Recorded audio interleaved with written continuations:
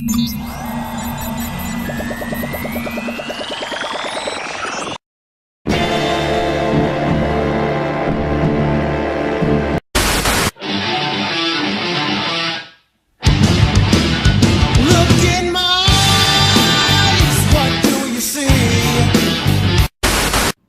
and welcome to Halcyon Blink. I'm your host, Lauren Risley.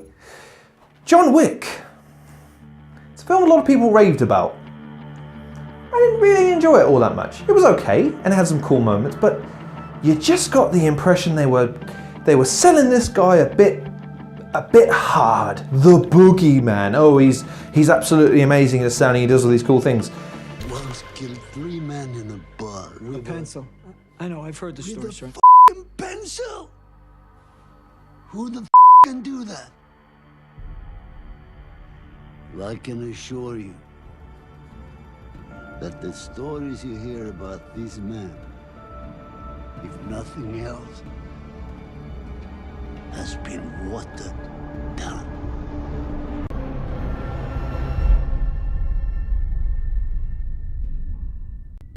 He's bad to the bone. Ain't you, Tyrone? Of course I am. Yeah, but when I've not seen him do anything, is that really the best way to introduce the character? Now, yes, throughout the course of the film, he does a lot of cool shit as well. It's all gritty and reality based, and if you've seen that video of Keanu Reeves training for John Wick 2, the film I'm going to review here, you want him in your zombie survival team without doubt, okay? Aussie Man said it best, cool dibs. Absolutely, he's in my zombie survival team.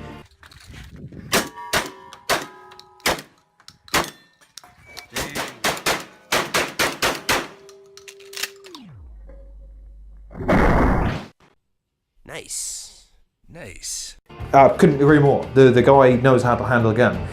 However, when it comes to the pacing of the film and the intrigue of the film and actually building a character that resonates and actually has some kind of charisma to him, Keanu Reeves has never been that guy. I don't know why people keep casting him in things that demands a character of real depth and charisma.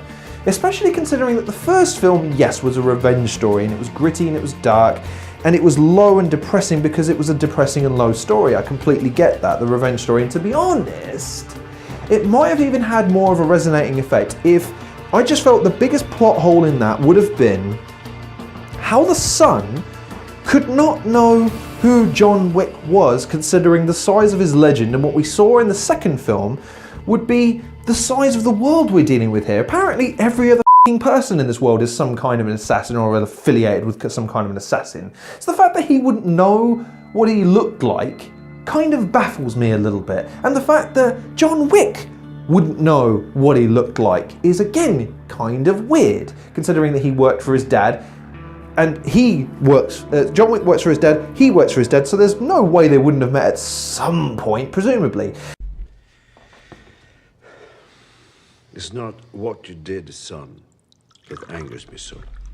It's who you did it to. Who? The f***ing nobody? That nobody is John Wick. This is where it goes down, man!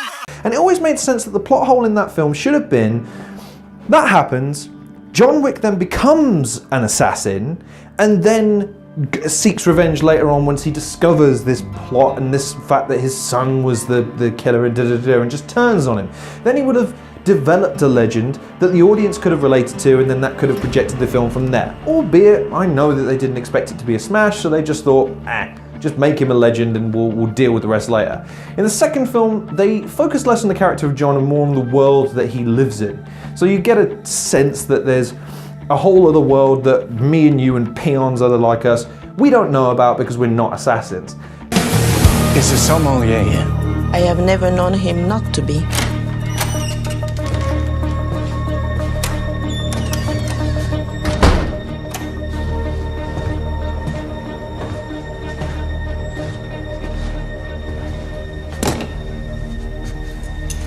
Good afternoon, Mr. Wick. It's been a long time. I'd like a tasting. Wood grips, flared magwell for easier reloads, and I know you'll appreciate the custom porting. What's next? I I need something robust, precise. Robust. Precise. These nuts. Got him! And it tries really hard to build this film around these sets of rules and this society and this etiquette and this decorum and rules that go into things, and then seeks to break them down one by one. It's like, well, what was the point in following them in the first place then? It just seems drawn out and a bit odd. What you can't argue with about this film though is the action scenes. When Keanu Reeves has got the guns out and he's just blah, blah, blah, blah, it's hard not to be impressed by the efficiency of the character, how deadly he is, how well he bounces back from things and just steamrolls through people. It's hard not to be impressed because that part of you that lusts for just vengeful gunfights and battering and it's hard not to be impressed by that.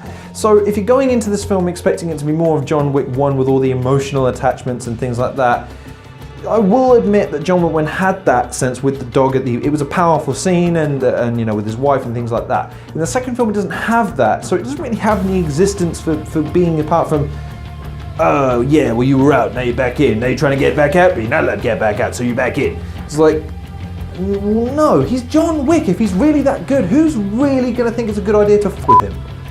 Yeah, nonsensical at best. So if I'm going to recommend this film to anybody, I'm going to recommend it to the kind of person who's never seen the John Wick first film, maybe who needs something, a little bit of action in their life.